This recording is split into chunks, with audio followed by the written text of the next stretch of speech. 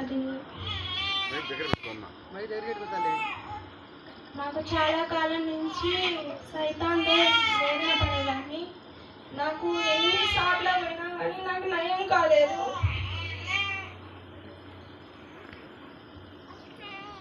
నేను చాలా చోట్ల తిరిగిన, ఎన్నో చోట్ల అక్కడ చాలా బాధపడిన. అర్ధరాత్రి నన్ను చాలా నీళ్ళలో ముంచి ఎన్నో కష్టాలు పెట్టిండు. అయినా నన్ను విడవలేదు ఆ సైతాన్. ఎక్కడెక్కడో తిరిగినా, అంతలక్కల నేను పోరాడిన, అయినా నాకు బాగా కాలేదు. పెళ్లి కాక తెలుగు నుంచి ఉనింది. ఎలాగోలాగో ఒక చోట అంతరాలు అయ్యి ఇవన్నీ చేసినాం కానీ నాకు అసలు పోలేదు. నన్ను విడిచి పోను అని చెప్పింది, నన్ను తీసుకుపోతానని చెప్పింది. కానీ నేను ఎలాగోలాగో బాగు చేసుకొని చిన్నగా పెళ్లి అయింది. పెళ్లి తర్వాత కూడా నన్ను అయినా పసుపు గుడ్డల్లోనే ఎట్లా వచ్చింది. నన్ను విడిచి ఎంత దూరం వెళ్ళినా కానీ నాకు పోలేదు అసలుకి. అసలు ఇక్కడ ఈయన ఇట్లా చేస్తాడని నాకు అసలు తెలియదు, ఇక్కడ ఇట్లా జరుగుతుందని. మా పెద్దమ్మ దగ్గర నుంచి నాకు తెలుసుకొని ఇక్కడికి వచ్చా నేను. మా అమ్మ నన్ను తీసుకొని వచ్చి 7 వారాలు నడిచా నేను ఒక్కదాన్ని. మా అమ్మ మా నాన్న ఇద్దరం వచ్చేవాళ్ళం. మా ఆయన ఇంత దూరం వచ్చి అట్లా రోడ్డు మీద ఉండేవాడు, అసలు పైకి వచ్చేవాడే కాదు. అసలు ఎంతో ప్రయాసతో నేను అంత దూరం నుంచి వచ్చిన ప్రభువా, నాకు ఈ సైతాన్ నుంచి విముక్తి కలిగి నన్ను అందరూ అవమానపరుస్తుండ్రు. నాకు అవమానంగా ఉంది తండ్రి. నా తోడి కడలలో నాకు చాలా చిన్నగా ఉంది ప్రభువా. నన్ను ఈ సైతాన్ నుంచి నన్ను విముక్తి కలిగించు తండ్రి అని ప్రార్థించిన. నాకు 7 వారాలు తిరగక తొలగితే నాకు బాగా అయింది. నీకు ఒక అంతరం కానీ తంత్రం కానీ నా మెడలో ఏది లేదు. అసలు మెడ నిండా అంతరాలతో ఉన్న నన్ను దేవుడు ఎంతగానో నన్ను బలపరిచిండు. నా భర్త ఇప్పుడు అసలు నన్ను ఎన్నిసార్లు తీసుకొచ్చిండు. ఇప్పుడు అప్పటి నుంచి కూడా నా భర్త మారలేదు. నన్ను ఇక్కడ నిలబెట్టేసేది తను రోడ్డు పైన ఉండేవాడు.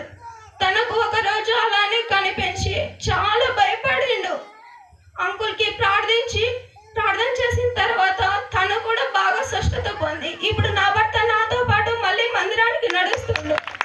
తను కూడా నాకు చెప్పకుండానే 7 వారాలు నడచాలని ఆశపడి తను 5 వారాలు అట్లా వచ్చిపోతూ వస్తుండు.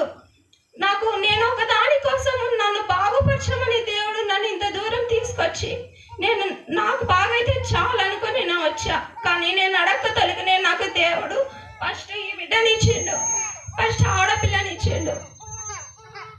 మరలి నా సులభమైన కానుపు ప్రసన్నతని ఇవ్వు తండ్రి నాకను ప్రార్థించిన. సులభంగానే కానుపైన నేను మళ్ళీ ప్రభా, మా అమ్మకు 5 మంది పిల్లలు, 4 ఆడపిల్లలు, 1 మగ పిల్లాడు. తండ్రి మా అమ్మకు వచ్చినట్టే నాకు రాకూడదు నాయన. నాకు అవమానంగా ఉంటుంది ప్రభా. నాకు ముందే లోక నిందలు ఎక్కువ. నాకు మత్త సరి తగుడుగా ఉండేది కాదు తండ్రి. నాకు నువ్వే దిక్కునైనా, నాకు ఎవరు లేరని భయపడేదాన్ని. నాకు మళ్ళీ మగ పిల్లని ఇప్పుడు ఇచ్చిండు.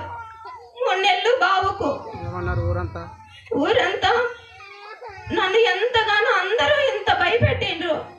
నీకు అందరూ మగపిల్లాడు కాదా, నీకు ఆడపిల్లలే కానిపోయేదాకా కూడా నన్ను భయపెట్టిండ్రు. నీకు ఆడపిల్లనే నువ్వు అట్లున్నావు ఇట్లున్నావు అని అందరనే మాటలు విని నాకు ఆడపిల్లేమోనని చాలా భయపడేదాన్ని. అంకులు ప్రార్థన చేయడం వల్ల, అంకులు ఉండడం వల్ల నాకు చాలా ప్రార్థన చేసేవాడు. నాకు చిన్న కష్టం వచ్చిన ఎమ్మటే ఫోన్ చేసి చెప్పేదాన్ని నేను. అంకుల్ నాకు ఇలా ఉంది అంకుల్ అని అంటే ఎమ్మటే ఫోన్ చేసి నాకు ప్రార్థించిన ఒక 5-6 నిమిషాల కల్లా నాకు బాగా అయ్యేది. నాకు ఏదైనా చిన్న సమస్య కలిగిందంటే ఎమ్మటే ఫోన్ చేసి ప్రభా ఇట్లా ఉంది నాయనా అని నేను ఎలా చెప్పుకోగలుగుతున్నానో అలానే అంకుల్తో నేను చెప్తున్నా. అంకుల్ నాకు ఎమ్మటే ప్రార్థనలో పెట్టి ప్రార్థించడం వల్ల నాకు అన్ని దూరం అయిపోయా. నేను ఎంతో సంతోషంగా ఉన్నా. ఇప్పుడు నా భర్తతో నేను ఏ కొట్లాట లేకుండా సంతోషంగా నా 2 పిల్లలతో నేనున్నాను.